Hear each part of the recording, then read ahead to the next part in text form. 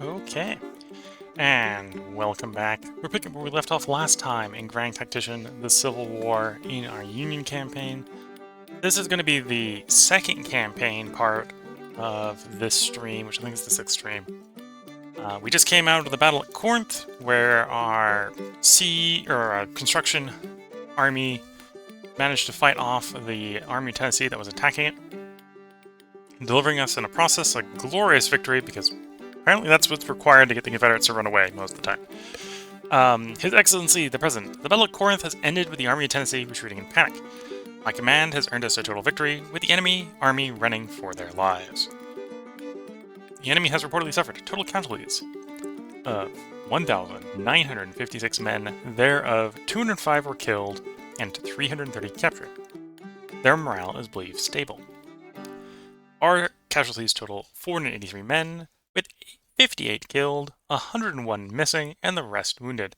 Morale is determined with the supply situation good. We have captured 1,417 rifles and 4 guns from the battlefield. 337 enemy soldiers have been captured and taken to our POW camps. So we actually managed to capture 7 more than were captured in the battle.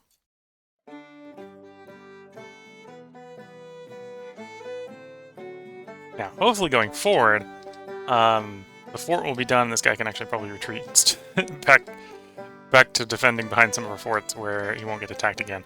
And the actual combat armies in the area will be able to do some work.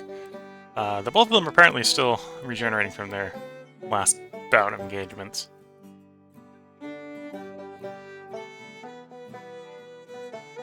Do photographers. There. You don't got anything. At this point, I wouldn't be surprised. Yeah, you've actually got to level up. There is a constructing one in here.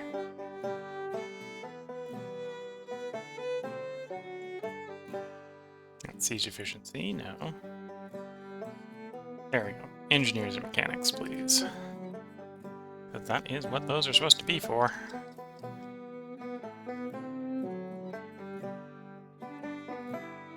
Are you at the point where you get engineer mechanics? Yeah.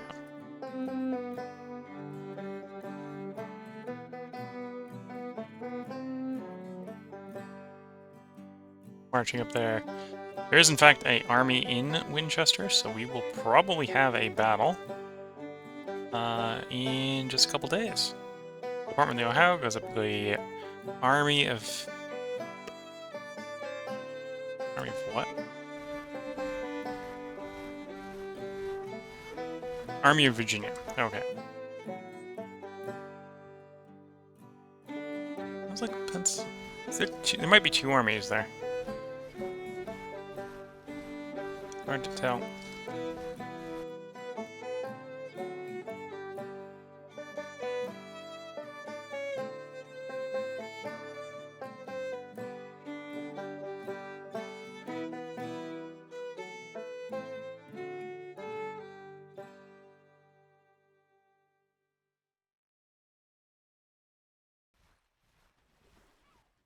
We've got Confederates moving. I think they're trying to reinforce over there. I think what we'll do... These guys are roughly ready to go. Let's actually push across into Alexandria.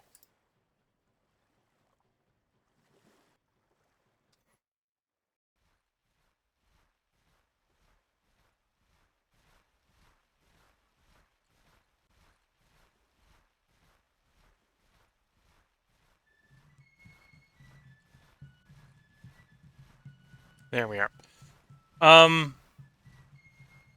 Okay, so there's one... Army of Virginia is 15,000. They've got 18,000. They've got the Army of Peninsula, which is basically just guns. So that's actually a fight the Department of the Ohio probably can take. Yeah, that's probably a fight that the Department of the Ohio can actually take. Doubly so, because they're going to be waiting for their reinforcements to arrive. So let's actually do pop out into the battle here. So if you're watching on YouTube, we're about to have a jump cut for when we go into that battle. If you're watching on Twitch, feel free to hang around. I'm going to mute the mic shortly. Just have a good place for a edit break. But we'll get into the battle as soon as that mic break gets done. So with that, see you all in a bit.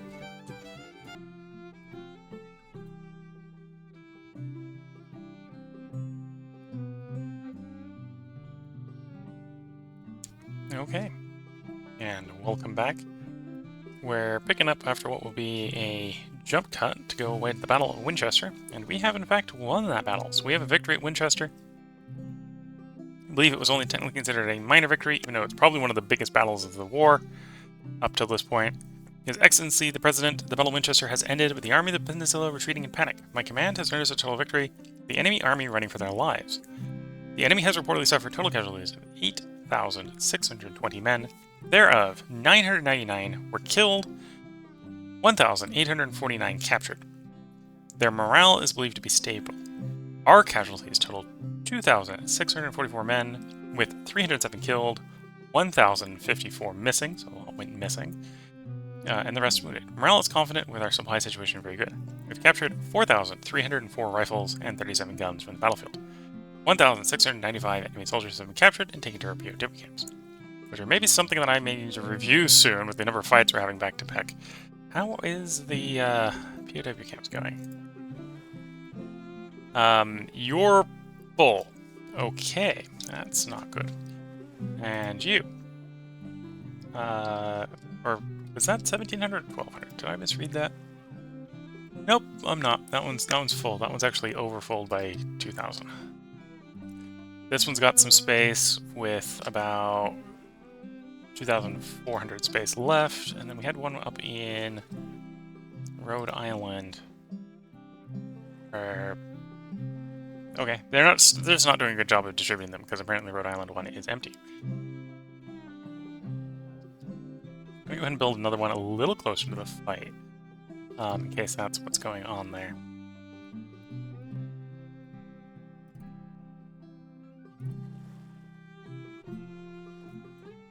Build one there. And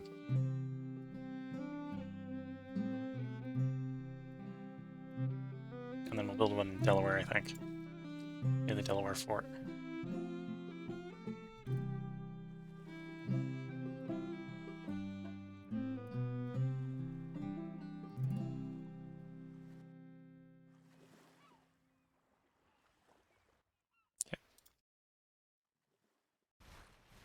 You're building, you'll be ready in 48 days.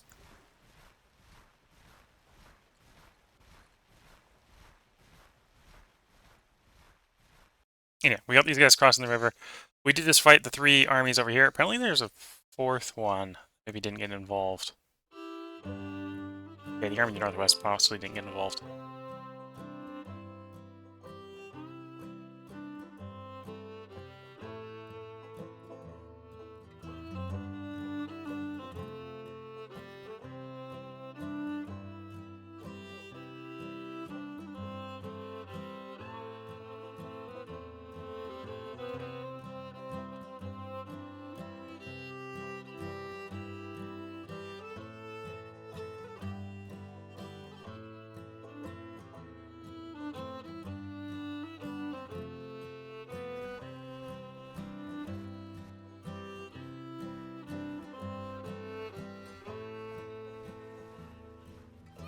Are they coming in for a battle, or are they running away? Looks like they're running away.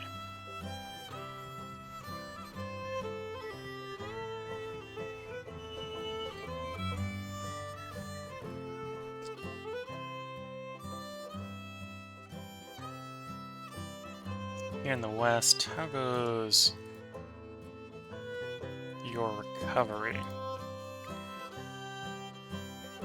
Morale's basically back. Readiness isn't quite.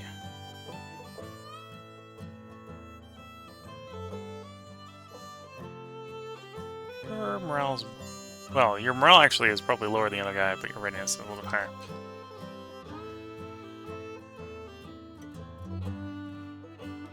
Oh, and one of our weapon purchase is finished. 32 pieces is a 3-inch ordnance rifle. I think we should place an ordnance rifle. Order.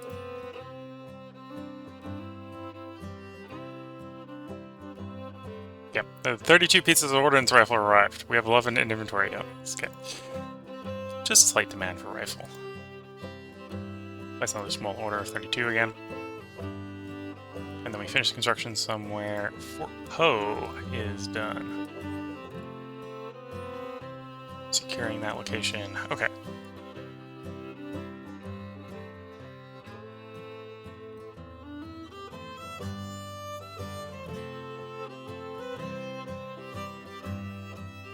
I'm gonna have you move over to Petersburg. Build a fort over there as well.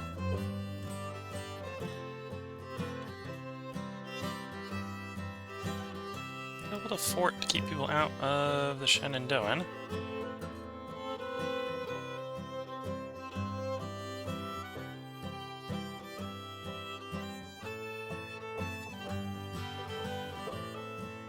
And at this point, we basically control Virginia. Yeah, we basically control Virginia at this point.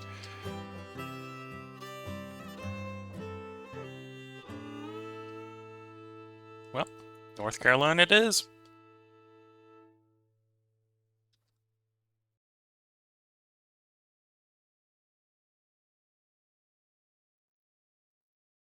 I'm gonna have this one quickly go ahead and... Now that we've taken Alexandria, I would like not to lose it this time. Please build me a fort.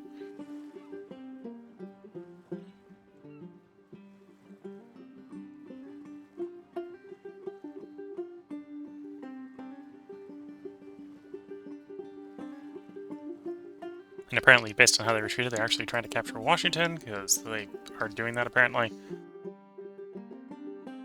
Okay.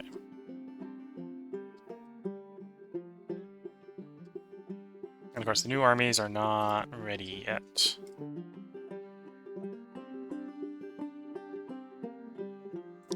Where does the national morale stand for the Confederates? 31. Okay, so if we keep doing what we're doing, they're not going to hold up for very much longer.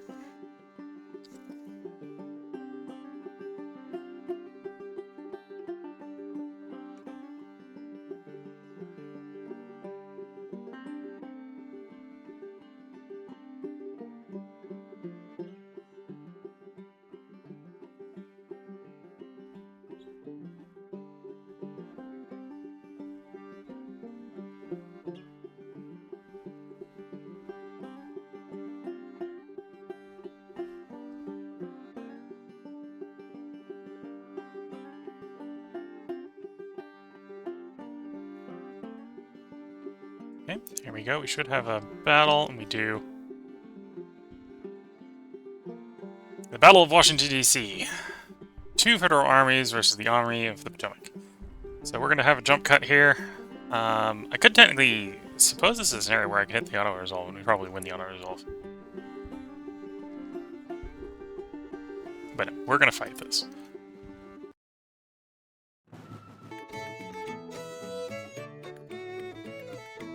Okay. And welcome back. We're back in that campaign video after that jump cut. We did, of course, win the Battle of Washington. We outnumbered them 2-1.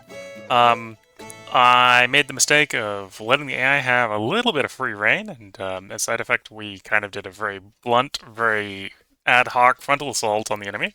It did work, but you know we didn't win quite as well as we normally would have. His Excellency, the President, the Battle of Washington, D.C. has ended with the Army of the Potomac retreating in panic. My command has earned us a total victory with the enemy army running for their lives. The enemy has reportedly suffered total casualties of 3,789 men.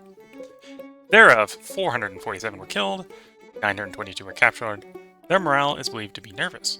Our casualties total 2,128 men, with 446 killed, 330 missing, and the rest wounded. Morale is determined with the supply situation very good. We've captured 1,668 rifles and 25 guns from the battlefield. 859 soldiers have been captured and transported to our POW camps.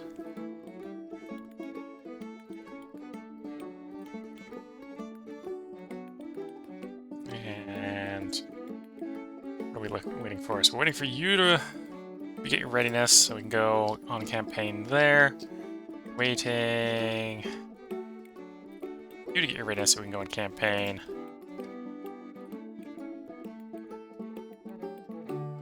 You're pretty much ready. Let's go ahead and order you to Nashville. Not exactly the way we're supposed to be going, but, you know, we can go to Nashville. It's going to stop us. I think we're going to come down the rail line here towards Fredericksburg instead of down the river. The Department of the West to Granada. It's going to be the order move there.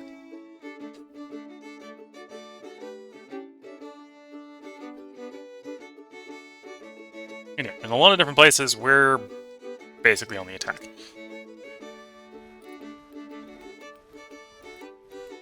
The enemy's eroding. We're building a couple forts to hold the new prizes.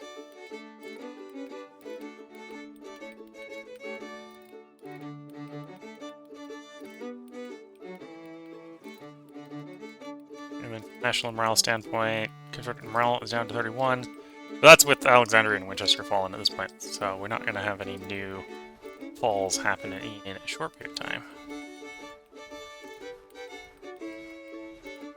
Do we have that supply reform? Yes. Plus, update existing supply view is level 2 and 3, granting efficiency of those depots. And then we're going to suppress population. In the occupied territories, which is growing as we speak.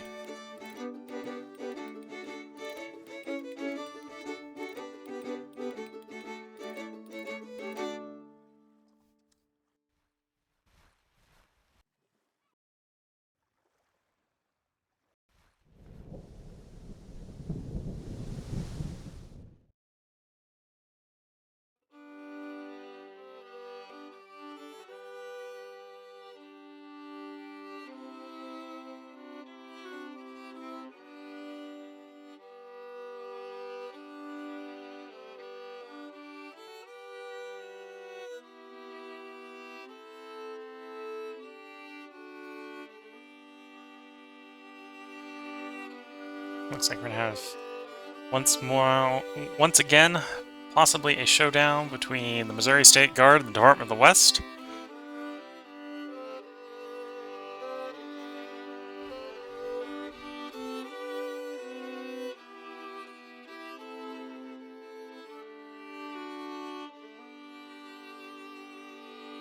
Assuming that April 12th report is still accurate, it may not be.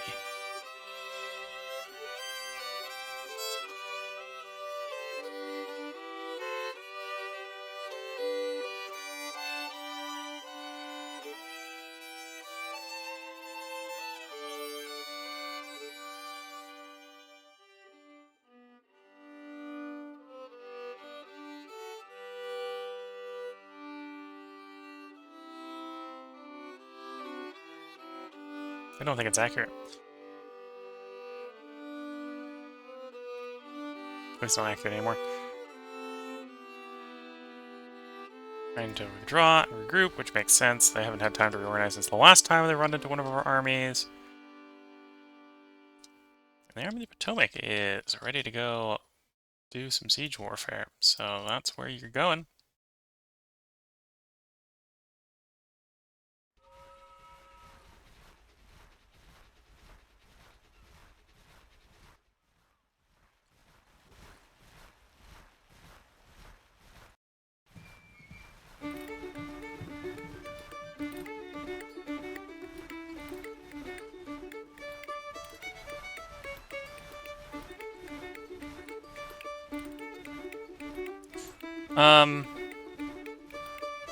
Oh, the Department of the West. Okay. Not the battle I was thinking of. We're about to see this one up here. Okay. So we're going to have a jump cut to get into a battle. Apparently we still have a unit that has not yet moraled back up for the Department of the West, but we outnumber... Well, we're pretty sure this is the Missouri State Guard we're in contact with. It says it's unknown, but it says Missouri State Guard is what we're going up against. So if you're watching on YouTube, there's going to be a quick jump cut here, because this campaign video is going to continue going when we get back from this battle.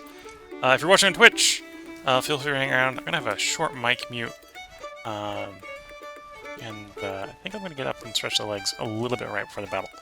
But once I'm back from that stretch, we're going to get right into this battle. So until the next part, on Twitch. I wish you all the best of luck and a good time. For that, I'll be back with the jump cut.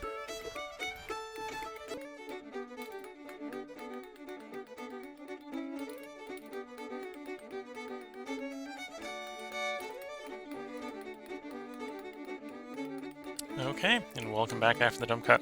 Obviously, as can be seen on the screen here, we, in that video we went away for, won the battle at Granada. So, His Excellency the President, the Battle of Granada has ended with the Missouri State Guard retreating in panic. My command has earned us a total victory, the enemy army running for their lives. The enemy army reportedly suffered total casualties of 4,951 men, thereof 445 were killed, 2,363 were captured. Their morale is believed to be nervous. Our total casualties total 1,188 men, with 146 killed, 212 missing, and the rest wounded. Morale is determined with the supply situation good. We've captured 3,364 rifles and 1 gun from the battlefield. 2,343 enemy soldiers have been captured and taken to our POW camps.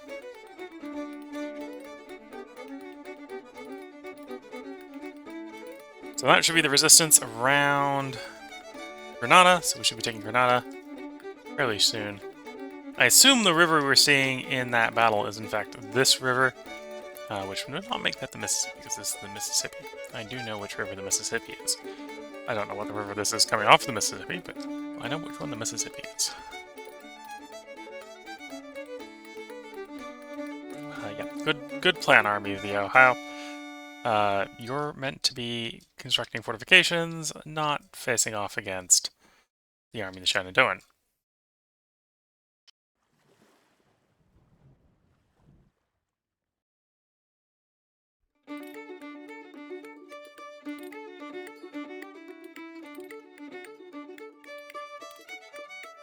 So looks like they're going to go ahead and take Pittsburgh back, which is probably fine.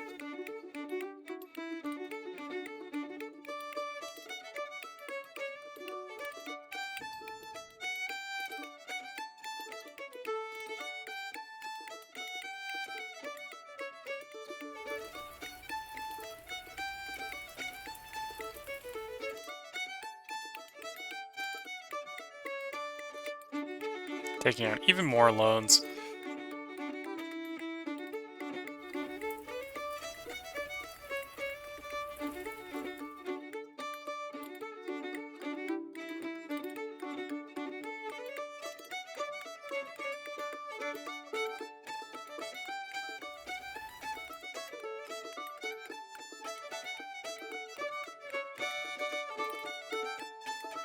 Waiting for some of the new armies to come online.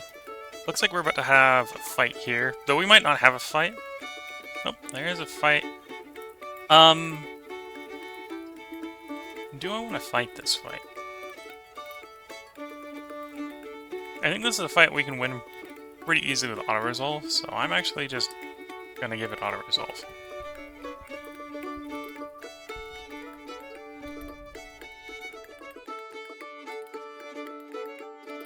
And we've taken Granada.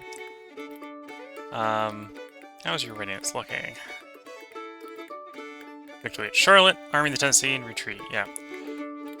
Battle of Charlotte has ended with the Army of the Tennessee retreating from the battlefield in good order. My command has earned us a remarkable strategic victory, the enemy force to give ground. The enemy has reportedly suffered total casualties of 81 men, killed 7, 317 captured. Their morale is believed to be broken. Our casualties total 101, with 7 killed, 68 missing, and the rest wounded. Morale is eager with supply situation outstanding. We've captured 39 rifles and 0 guns from the battlefield. 314 enemy soldiers have been captured and taken to our POW camps. Yes, I'm tempted to push down to Jackson. Morale's decent. Readiness is decent. Yeah, we'll press down to Jackson.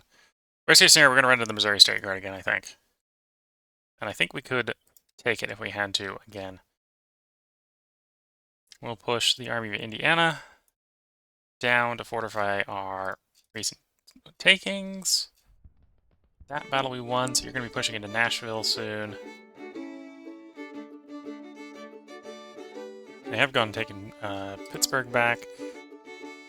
National morale for the Confederates is at 30. I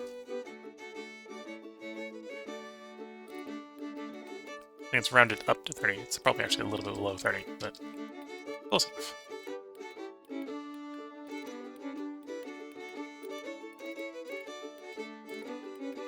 Okay, given the situation, I'm actually going to send you down to Riley. Funding policy 1 enacted. More focus on the Confederate economy. So the Confederates are trying to figure out how to fund their losing war.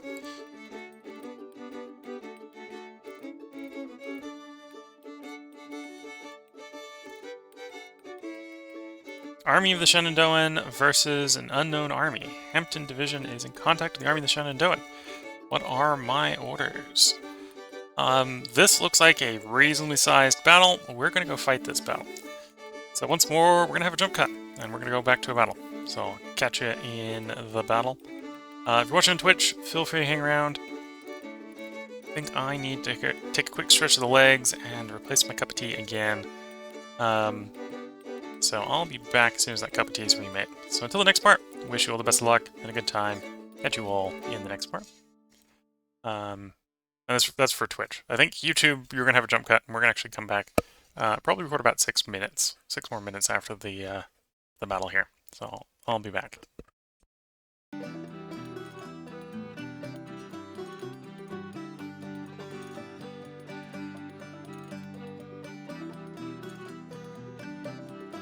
Okay, and welcome back after that jump cut. We did end up winning the battle at Rayleigh.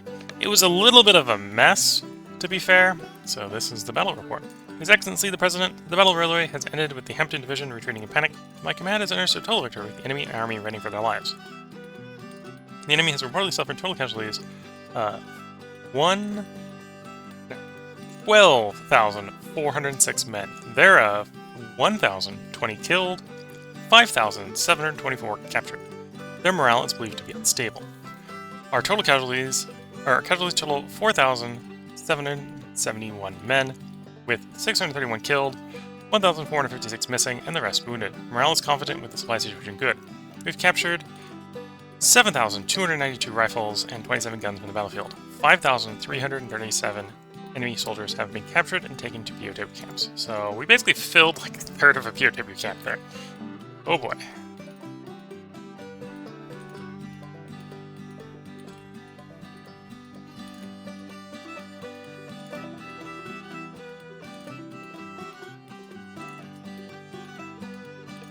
National morale from the Confederates is down to 28%.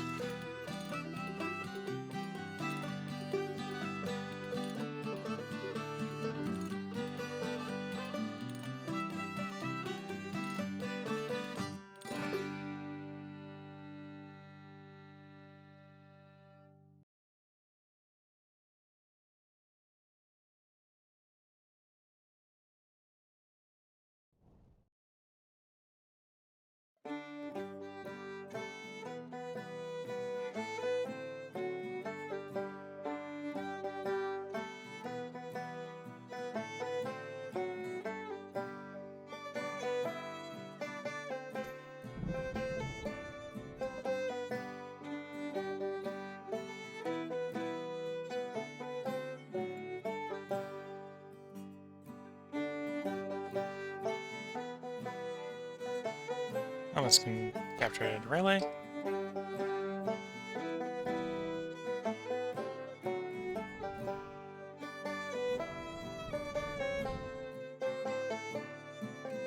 French repulse, the Battle of Pueblo, a Mexican victory, Battle of Cinco de Mayo. So if you're wondering where Cinco de Mayo comes from, that's where that comes from. War is over, Confederates sue for peace. Union victory. Okay, we just won the war, apparently. Don't know what kicked off there that dropped them below 25, because I think we had a little bit to go. Yep, they dropped to 23.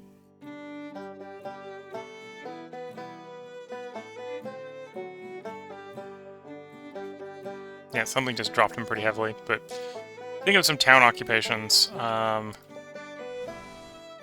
We did just capture... You would just capture the capital of North Carolina. That's probably what did it. Okay. War is over. Confederate sues for peace. Union army is triumphant. The rebellion is crushed.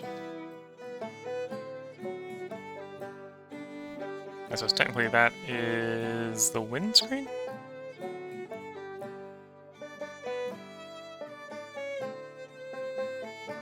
haven't actually won before, so in theory, I think I just won. Win campaign, break conditional, force them to sue for peace, and you win the campaign. Okay, we'll give it a little bit more time. There we go. That this nation, under God, shall have a new birth of freedom, and that government of the people, by the people, for the people, shall not perish from the earth.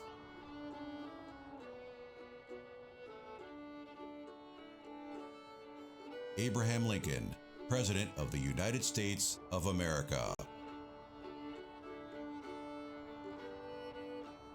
Epilogue. A new birth of freedom. The South was determined to maintain her position, but ended up smelling the Northern powder and feeling the Northern steel.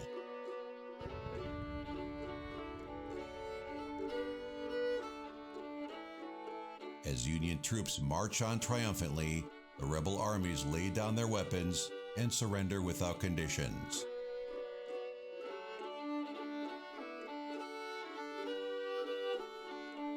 The Confederacy is no more, and the lost cause of independence died with her on the battlefields where Union armies put an end to the rebellion with overwhelming superiority in determination and martial prowess.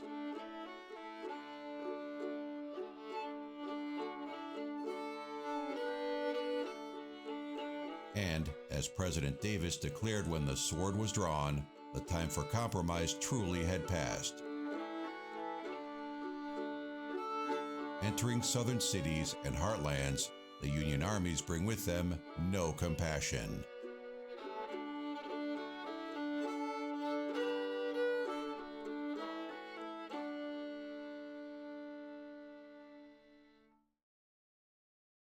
With fire for war not yet extinguished in their bellies, many commanders, still full of fervor and far away from home and the watchful eye of the government, see it as their duty to take the law into their own hands.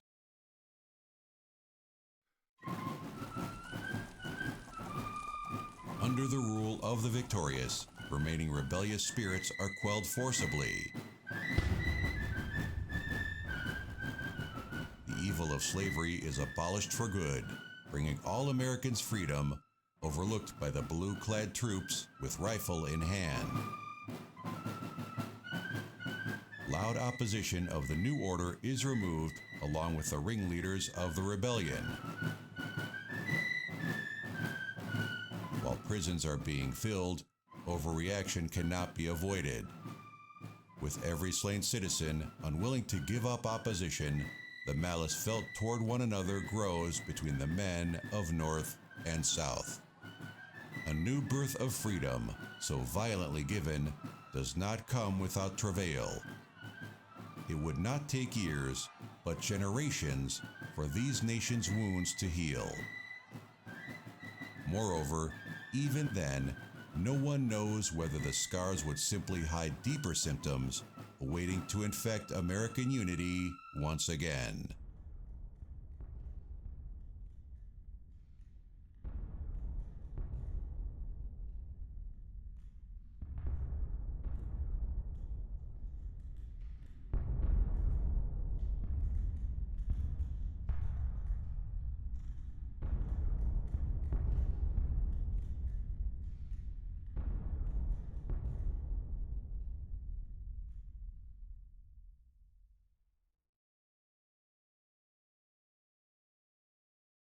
Okay, so that would be the end of the campaign, because we won.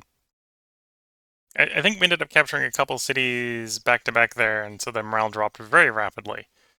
Maybe the ideal. Is there a way to keep that up so we can keep the thing, so we can see the bottom of it? Because the Confederate numbers are all at the bottom, annoyingly. So we can see why we lost 5 points. Can't really see why the Confederates lost 76. Minus 26 through battles, that's not surprising. We occupied apparently 35 through towns, and another 20 from the capital. Of which recently, I think 16 is considered recent. That's why we're seeing the minus 16 there. instead of next to the -75. In like last 6 months, we occupied another 16. So we go ahead and expect the campaign. So what did we capture recently? Did we actually... No, we're threatening Nashville, so it wasn't Nashville. We're marching down to Jackson, so it can't be that. I guess the stuff we captured around Riley must have just been worth that much.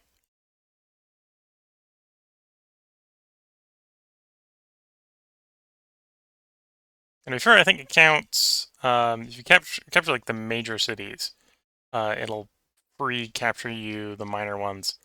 Though I think you can technically hold the minor ones if you keep troops near them, or like put a fort down or something near them.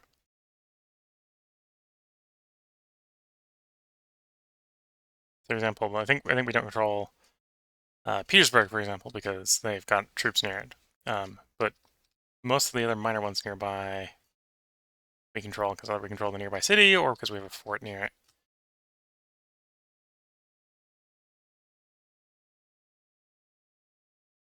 Yep, so we won the campaign. It was a little bit sudden. In many ways, once I got the ball rolling on the actual attack, we just completely flattened the south. We were in the process of building some ironclads, so we can do some fort busting with ironclads. Well, they'll never get done, I suppose. Apparently, I was having issues just trying to supply the fleet in port, which was an issue for trying to do naval blockading, especially naval blocking down here. We could have probably done a little bit more blockading up here. If I just didn't have so many fleets. I think we had to put more fleets in port or build more provision makers to try to solve that problem. The plan to improve the economy in the Washington, D.C. area kind of fell apart once we, started winning and just moved out of the area because of that. The plan to come up the peninsula wasn't a bad idea because obviously they were a little over-focused on the Washington, D.C. area and not enough in the Richmond area. The army to come down the coastline, taking all the forts, really just took Richmond, and took Richmond. I think it actually took Petersburg as well. West Virginia, and then into Lynchburg went well. And then coming up for Winchester wasn't a bad idea. And yeah, the campaign down the Mississippi, we took and fortified Memphis, which was pretty valuable. And we took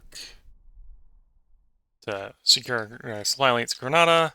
Next would have been Jackson, then Vicksburg, and then from Vicksburg to Baton Rouge, and then New Orleans, assuming the gunships hadn't come in and we started gunshipping stuff down to work up the other direction. Finance-wise, tariffs were beginning to decline just because I think the economy was in decline. Same thing with sales tax. Income was being pretty stable, so maybe the economy wasn't in completely decline. Administrative costs, subsidies. Well, apparently the Confederates were not subsidizing quite as hard as I was. Each one of these drops, I think, is turning up the subsidies, right?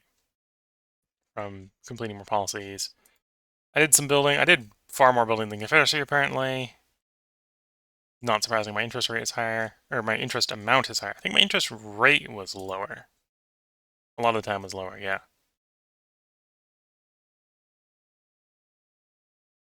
Army upkeep was higher, but we had a bigger army, and we had more higher quality guns. Navy, well, this is Navy upkeep, so you can see whenever we're fighting, is that fighting or is that in port? Presumably had to be, no, negative. So yeah, I put the fleet in port, which kind of stabilized the expenses. Arguably, I probably should have put the Navy away, apparently, because we weren't generating enough provisions to actually field them. reliably. Recruitment.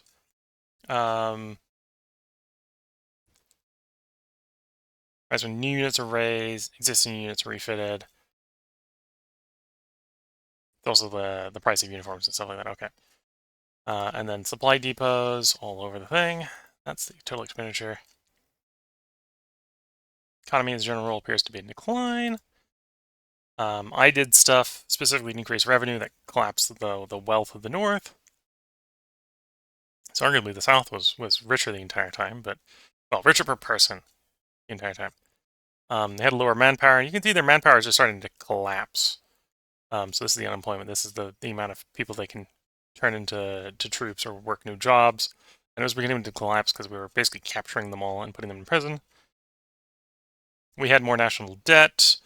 It wasn't increasing as much as it previously had done. I'd done some stuff to decrease the rate that it was increasing.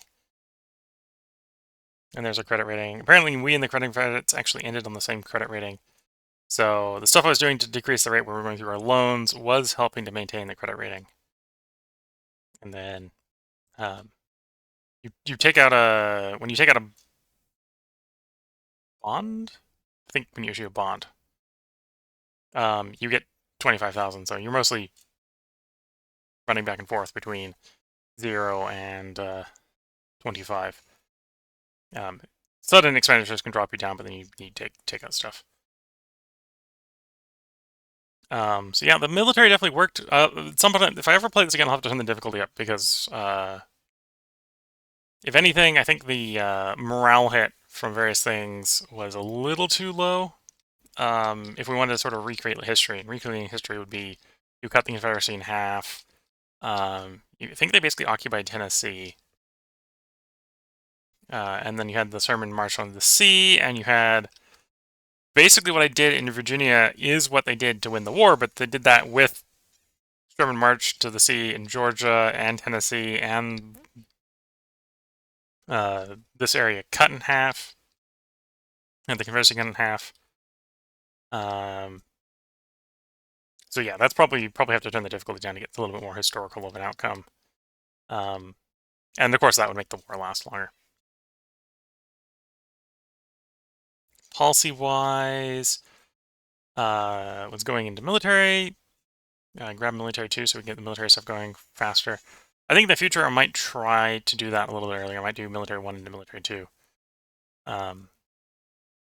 Just so we can get the gunships and stuff faster if we're doing the Union side.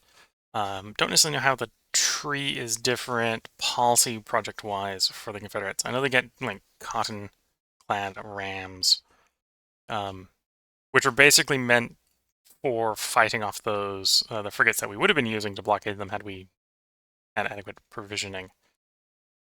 I think the trick is I need to like have smaller fleets, or I need to just spread the fleets out across more docks when they were refitting.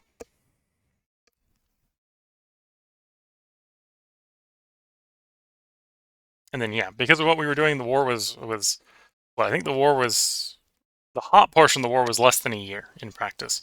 So that made it so that things like farms that probably, if they're keeping the prices down, are worth it.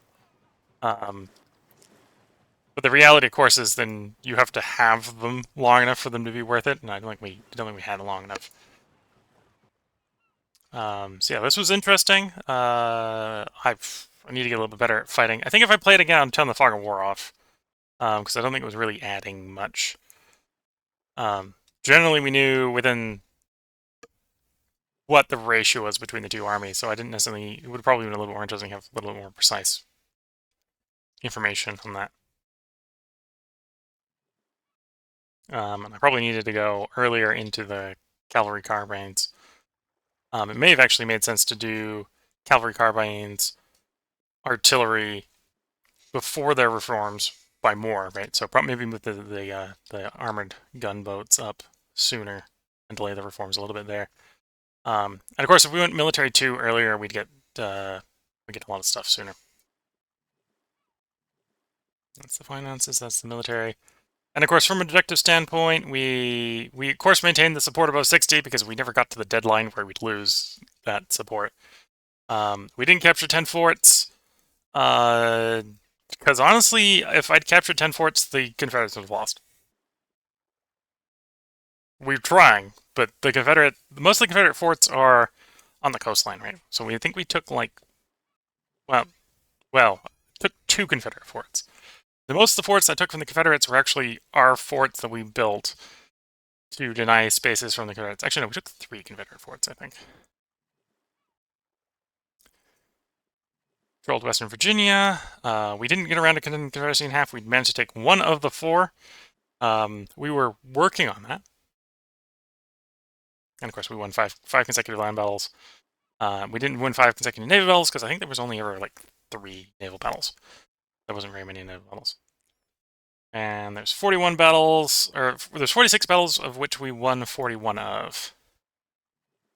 Total casualty wise, we almost inflicted 3 times as many casualties on the Confederates. European relations was favoring the Confederacy, partially because of letters of marque, or no, partially because of them doing their King Cotton stuff. So they had King Cotton 1 and 2 and restrict cotton trade. And our Union project only offset the Confederate one. Arguably, because at some point I was realizing that our ships weren't properly filling up provisions, I stopped doing trade warfare. And as a side note, they'd roughly caught up with the privateering. I think that's something we could have done a little bit more had I redesigned how the fleets were working so they weren't blowing through the provisions, or were actually able to stock properly up in provisions.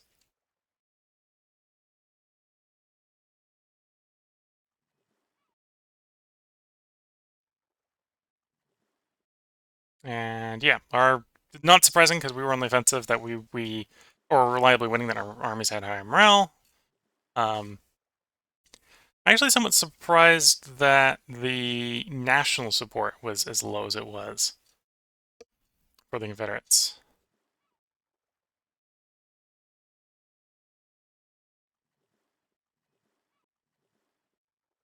Oh, support in home states will drop if the brigades suffer high casualties. So we were killing enough Confederates, the Confederates were just getting pissed off at the government for like losing their men. And in the end, we were still fielding 30,000 more men than the Confederates. There was that one period where the Confederates were outnumbered us, and I bulked up. I don't think we actually ever really used that bulk at the end. And then obviously, if we're looking at it from total casualties, so that means, okay, I'm fielding 3,000 more than them, but the Confederates lost 9,000, or they're fielding 30,000 more than them, but the Confederates lost 90,000 more. So arguably, the Confederates have found, put in uniform, and either lost or still have fielded 90,000 more guys than us. Right, that's the military deployment is actually making a pretty big difference in them and fielded here. Basically, if we hadn't killed anyone, we were just doing a Cold War, the Confederates were still arguably fielding more men than us, though we were probably fielding them and equipping them better.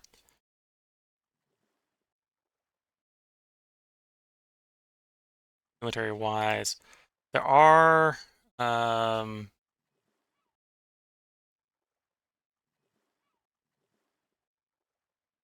much like we have for the armies, perks that you can do on the armies, right? There are also perks on the soldiers, and I probably wasn't doing a very good job of using the perks on the soldiers.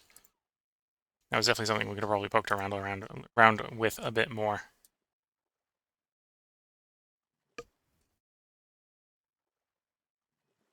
Oh, they show up down there. So this one doesn't have enough experience, but this one does, and we managed to give him Deadly Volley, which was resistance to momentary high casualties and extra volley strength. A couple of them I think I passed out. Yeah, Sharpshooter, which is like 10% more accuracy. Which probably if you're using like Springfield rifles is pretty good, whereas Deadly Volley you probably want if you're going to use like muskets and get real close.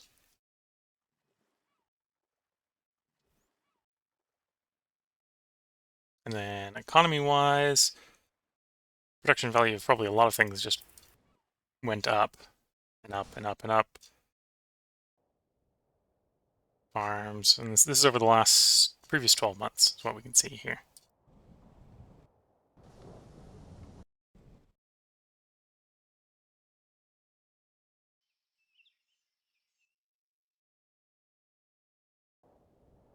Oh, I don't want to look at the Confederate ones. I ideally want to look at the Union ones.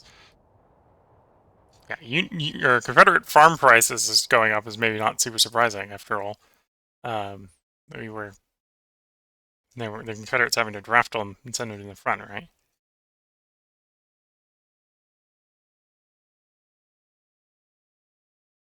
Baltimore. So the farms in Baltimore, you can see the price of grains going up and up and up and up and up, which makes the value of the production go up. Efficiency is going down, apparently.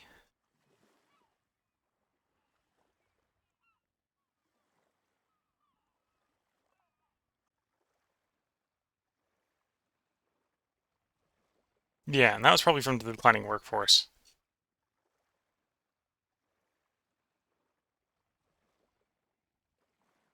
Yeah, and the profits were going down.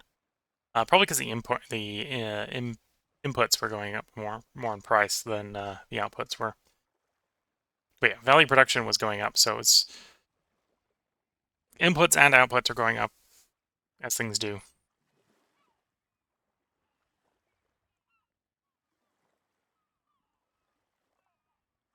We had some pretty efficient places like this Superior iron mine, coal mine, but we really weren't getting involved in the economic side of stuff. Some of the stuff I probably could have got involved in with sooner. Could have probably put the hospital up quicker. What's the prison up here in Rhode Island actually getting anyone? It was. Okay, so it wasn't a complete waste to put that one up there. We got it about half full by the end. This one probably was already full. Yeah, that one is completely full. This one was completely full. And that presumably was that one. That one's being built. That was one of the ways we were keeping the Confederate national morale low. Right, so the Confederates get national morale back, I believe, if you have overcrowding in your prisons, and vice versa. You get more national morale if they have overcrowding in their prisons.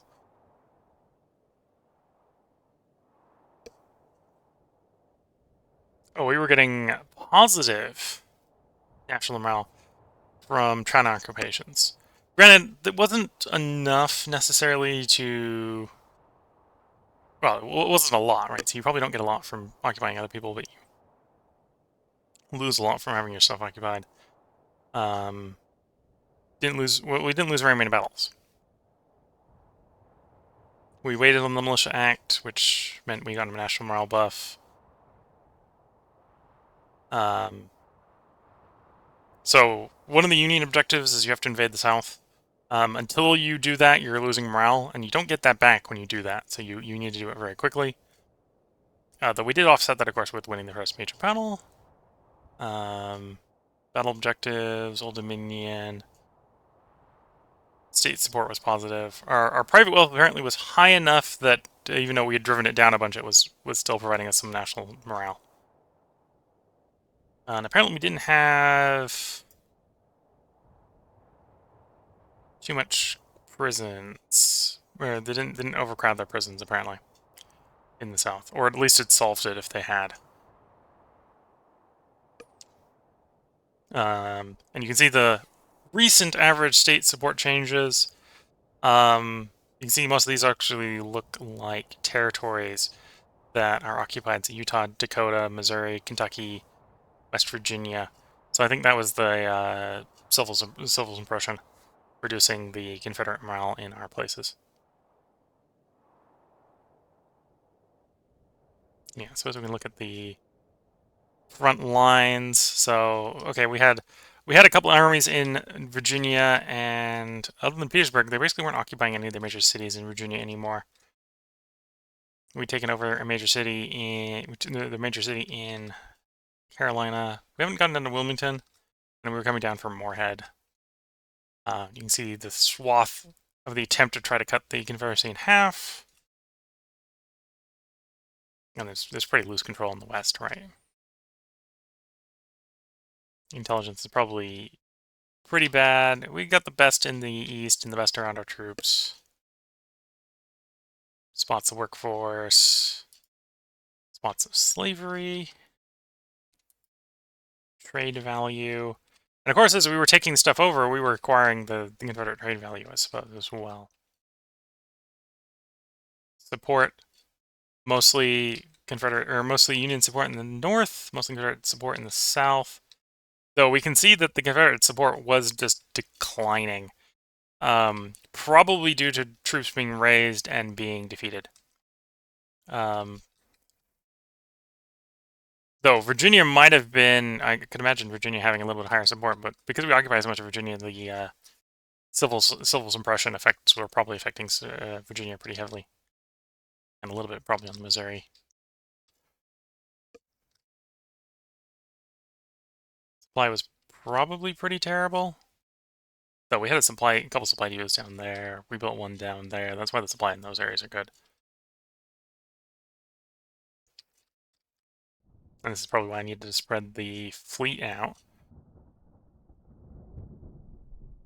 a little bit more. Was we probably had supply up in the New England area that we're probably going to be used for getting the fleet resupplied.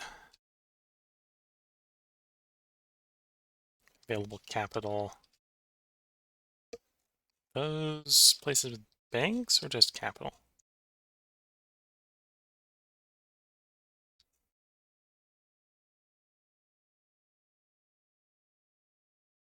There's capital. So I think that's the private economy, potential for the private economy to build stuff. Transport bottlenecks is like everywhere. U.S. grid or U.S. Logistics system isn't the best. We built a market, built exactly one market. Medical treatment, we built one hospital, and I think we captured a bunch of Confederate ones. So I think this is a Confederate one over here. They built Confederate ones in basically across the border from Mars, which makes sense. That's a reasonable place for it to be. And the Confederates had built one here that if things had continued, we probably would have... Actually, no, that's the game telling me that would be a good place to build one. Okay. Shortages and oversupply. So yeah, some shortages in the area. Most of it actually looks like it's being implied to be oversupplied. Probably due to bad logistics, trying to get it to where it needs to be. And then yeah, shortages around where the troops are. Production demand. And there's various crops. Like, yep, the south is good for cotton. Which is mainly valued for export and or for building the cotton-clad rams. Crops is the northwest, and there's a little bit in the Shenandoah Valley area, which is what we're trying to take advantage of to build up the food values. Rice, this is just a little bit for rice.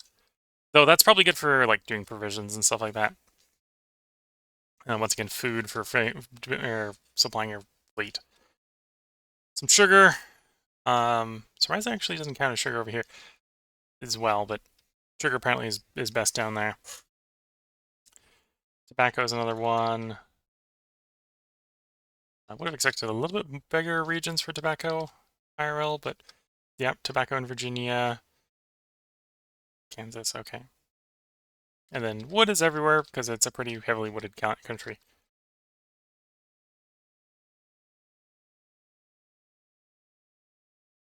So that's going over all the map modes. We did, of course, win. We didn't. We did a little bit early on with the Navy, and then we had provision problems and put the Navy away, and apparently didn't put it away in such a way that it helped the naval problems get better. We were suffering from privateering, which was affecting about 2% of our trade. We had apparently 6 ongoing invasions in the south. One of the, well, to some degree they were having a little bit of supply issues, but that was mostly being dealt with. And we had economic alerts like, hey, yeah, you have high demand for coffee and low supply of coffee. I think that was just if you can expand trade capacity, you would import more coffee, sort of thing. Cotton, North has no demand, no supply for cotton, so we'd have to probably take over some of the South to make cotton if we wanted to fulfill that demand. Apparently a very big demand for crops. Zero production versus massive demand. So yeah, there's definitely a large capacity to build more farms. In theory, same thing with the mills, which turns crops into flour. Food production. We had demand for more food. Food, in our cases, either goes to the private economy or it goes to providing our troops. So the food shortage there is probably actually a side effect of why the fleet was having provision problems. So we didn't have enough food to make the provisions to feed the ships. Leather, could eventually have more leather. That goes in the uniforms, I think. Potentially we're having munition problems due to the niter demand, though I think we were most successfully importing it. And so on and so forth.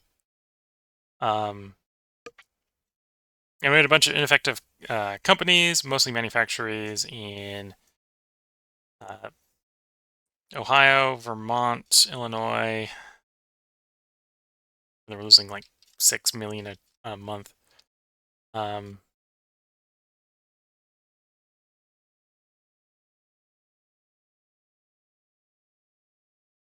Yeah, you can see these turn things into other things. Somewhat surprised that these were not profitable, is what I was complaining about. And that's probably input costs. Yeah, it was just input shortages, basically. So if we'd made more stuff around these, they'd probably be a little bit better, because apparently they don't have an output issue.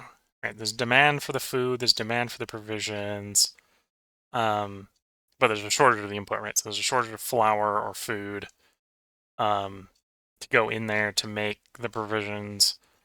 So I think it's flour and the coffee to some degree. So a bunch of the food stuff becomes food, and then you can turn food into provisions, which is why food is on both the top and the bottom there for the demand and the consumption. Because it was basically making food and then using the food to make provisions. And we had a high demand for provisions, but yet the food was more, yeah, okay. So there's definitely stuff we can do with the industry. Whether it's, as you can see, on the difficulty we were playing on, it probably wasn't worth the effort because you can just win the war. But yeah, I think that's where I'm going to go ahead and end this part. If you got any comments and you're watching on YouTube, feel free to leave them in the comments. If you're watching on Twitch, I'll leave the stream up for about a minute. So if you've got any comments or want to see anything in the map, feel free to let me know. Otherwise, this is roughly where I'm going to go ahead and end the video. This is obviously the end of this campaign. If you want to see more,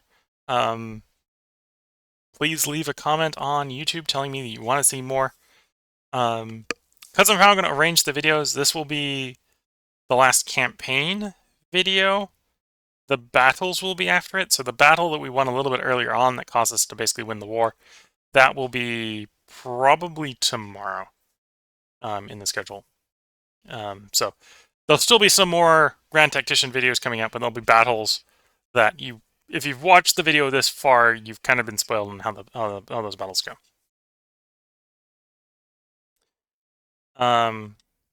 If you want to see more of this, feel free to leave a comment.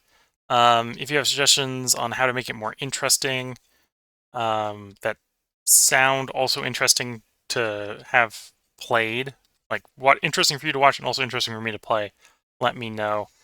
If people are interested, I'll probably do a Confederate run, but not going to turn around and do it right away. And I'm probably not going to turn around and do it if people aren't interested.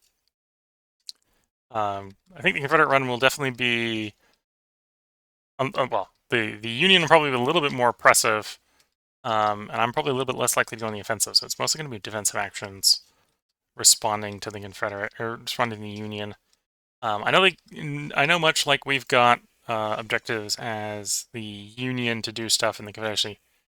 The Confederacy has objectives. I think to take things like take Missouri, take Kansas, that give it morale buffs, and or cause morale malices to the Union. I'm not sure which one it is. I haven't actually launched the Confederate campaign yet. Unless there's an outcry asking for the Confederate campaign to be on not historical settings. We'll probably think about a campaign on historical settings. Some of the non-historical ones probably actually make it a little bit easier. Getting access to things like Springfields would probably be make the Confederate armory a little bit better.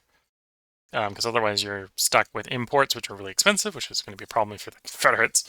Wasn't really a big problem for us as the North, and or the older rifles, which are serviceable rifles, but you're not going to be able to produce them as much as the Springfields, and they have lower rate of fire, and that sort of stuff kicks in, right? So if we end up doing a southern campaign, we're going to have lower quality equipment, be facing an enemy with a greater economy than us.